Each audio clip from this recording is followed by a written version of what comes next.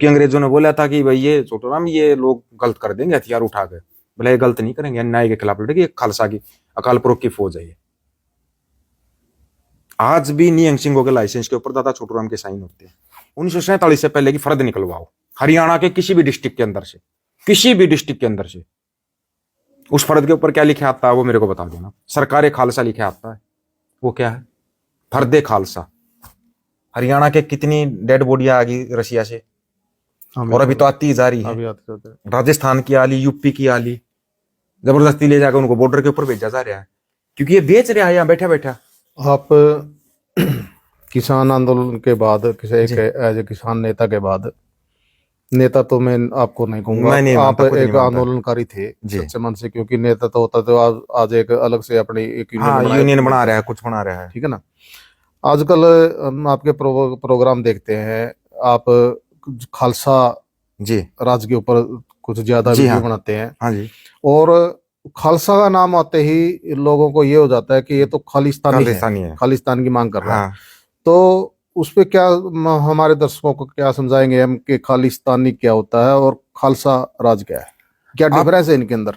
बिल्कुल, आपको एक छोटी सा शब्द बताता हूं मैं। अपने यहाँ बोला जाता है भाई खालिस चाहिए, खालिस घी चाहिए। खालिस का मतलब क्या होता है? प्योर, शुद्ध, सच्चा। तानी का मतलब होता है जगह का। तो एक साफ स्वच्छ और सच्ची जगह मांग रहे हैं।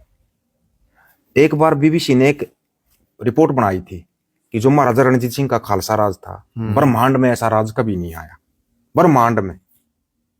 बीबीसी के ऑफिसों पर छापे मरवा दिए थे बीजेपी ने इंडिया के अंदर कि क्यों बनाई ये रिपोर्ट। उन्होंने तो सच्चाई दिखाई थी। खालसा राज के अंदर एक भी जेल नहीं होती थी। अगर कोई गलती करता था ना, उसको देश से निकाल देते थे। और रही बात ज्यादा दूर तक मत जाओ, संयुक्त पंजाब खुद एक अलग देश था। किसी को आज तक ये नहीं पता कि भी हमारे पंजाब के प्रधानमंत्री कौन थे, पहले प्रधानमंत्री। सर मियां फजले हुसैन, सिकंदर हयात खान, दादा छोटू राम गृह मंत्री होते थे संयुक्त पंजाब के। आजादी से पहले की बात कर रहे हो आप? जी हाँ, 47 से पहले। और फिर बाद में क्या है, इनको ऐसी बोले, दादा छोटूराम भी इस दुनिया में नहीं रहे थे। दादा छोटूराम ने ही वो कानून बनवाए थे निहंग सिंहों के लिए, अंग्रेजों के सामने। 1942 ये एक्ट पास करवाया था 1942 के अंदर कि इनको हथियार लागू होंगे, ट्रेनों का किराया माफ होगा ऑल इंडिया में। जबकि अंग्रेजों ने बोला था कि भाई ये छोटूराम ये लोग गलत कर देंगे हथियार उठा के, बोले ये गलत नहीं करेंगे, अन्याय के खिलाफ लड़ेगी, खालसा की अकाल पुरख की फौज है ये। आज भी निहंग सिंहों के लाइसेंस के ऊपर दादा छोटूराम के साइन होते हैं। अच्छा। 1942 ए एक्ट के तहत वो 7 दिन के अंदर को लाइसेंस मिल जाता है हथियार का। आप आज हथियार के लाइसेंस के अप्लाई करो, 10 साल तक आपका नंबर ही नहीं आएगा। मिलते नहीं आजकल तो, बंद करके उन्होंने साइन कर दिया ना, 7 दिन के अंदर लाइसेंस आएगा, कोई रोकने वाला नहीं। कानून पास है ये, और उस कानून को ये बदलना भी चाहते हैं। तो सिंह पंजाब तो अलग था। आप 1947 से पहले की फर्द निकलवाओ हरियाणा के किसी भी डिस्ट्रिक्ट के अंदर से, किसी भी डिस्ट्रिक्ट के अंदर से, उस फर्द के ऊपर क्या लिखे आता है वो मेरे को बता देना। सरकार खालसा लिखे आता है, वो क्या है? फर्दे खालसा। उर्दू में आती है वैसे तो, वो उर्दू में आती है, फर्दे खालसा लिखा होता है उनके ऊपर। आप निकलवा लो, मिल जाएगा आपको।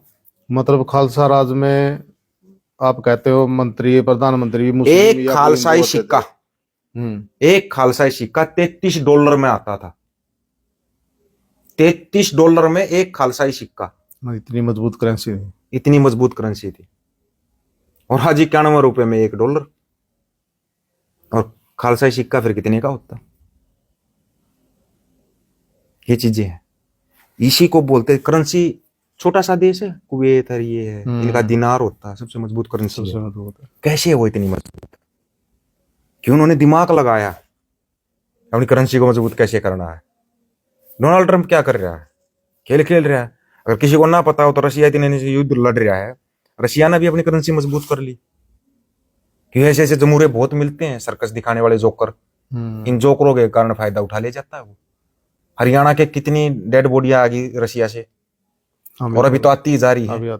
राजस्थान की आली, यूपी की आली, जबरदस्ती ले जाकर उनको बॉर्डर के ऊपर भेजा जा रहा है, क्योंकि ये बेच रहा है यहाँ बैठा बैठा।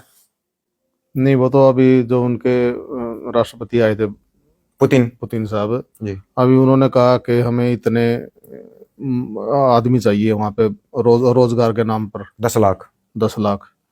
तो क्या उनको भी ये युद्ध श्योरिटी में है भेजेगा? कि युद्ध में नहीं भेजेंगे? भेजेगा, जाते ही भेजेगा। हजारों वीडियो आ चुके हैं बच्चों के वहां से, जाते ही युद्ध में भेजेगा इनको। क्यों मरवा रहा है किसी दूसरे के बच्चों को? ये इनके तो औलाद है नहीं, तो क्या पता हो भी कहीं पे, ये किसको पता है? जब जो आदमी बोलता है कि मैंने 35 साल तक भीख मांगी, और भीख मांगने के दौरान वो कभी जर्मनी, कभी ऑस्ट्रेलिया, कभी फ्रांस, कभी अमेरिका ऐसे रहा है, बड़े कमाल का भिखारी था। ऐसा भिखारी तो सब बन जाओ, ऐसे भिखारी तो जिसका खुद का जहाज हो, खुद का सब कुछ हो, 10 लाख का पेन हो। आपकी मेरी हिम्मत है, अगर 50 रुपए का पेन लिया है तो उसको अपने से ज्यादा संभाल कर रखेंगे, कहीं गुम ना हो जाए। इसका क्या होने दो, बेच देगा फिर किसी चीज को। रेलवे, एयरपोर्ट छोड़ा क्या, बैंक कुछ भी तो नहीं छोड़ा।